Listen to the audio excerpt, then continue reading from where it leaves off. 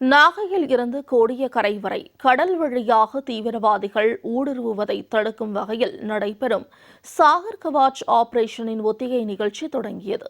இதுகுறித்த கூடுதல் தகவல்களை செய்தியாளர் மூர்த்தி வழங்க கேட்கலாம். மூர்த்தி, கடல் வழியாக தீவிரவாதிகள் ஊடுருவுவதை தடுக்கும் வகையில் நடைபெற்று வரும் சாகர் கவாச் ஆபரேஷன் குறித்த விவரங்களை பதிவு செய்யலாம். வணக்கம் மோனிஷா.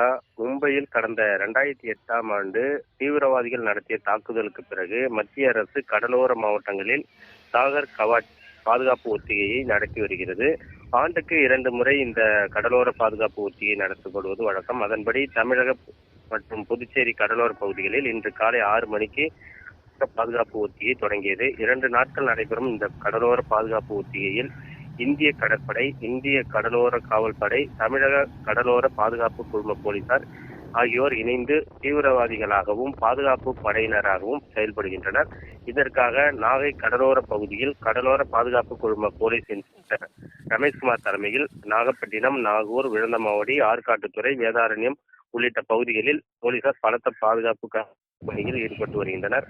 கடல் பகுதியிலும் கடலோர பகுதிகளிலும் சந்தேகப்படும்படியான நபர்களின் நடமாட்டம் ஏதேனும் இருந்தால் அது குறித்த தகவலை போலீசாருக்கு தெரிவிக்குமாறு கடலோர பகுதியில் வசிக்கும் பொதுமக்களுக்கு அறிவுறுத்தினர்.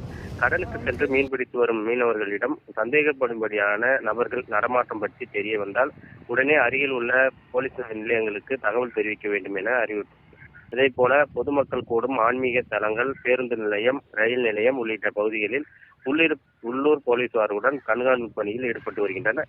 இன்று தொடங்கிய இந்த பயிற்சி ஒத்திகை நாளை மறுநாள் வரை 48 மணி நேரம் நடைபெறுகிறது. மோனிஷா. மூர்த்தி, தகவல்களை பதிவு செய்தமைக்கு நன்றி.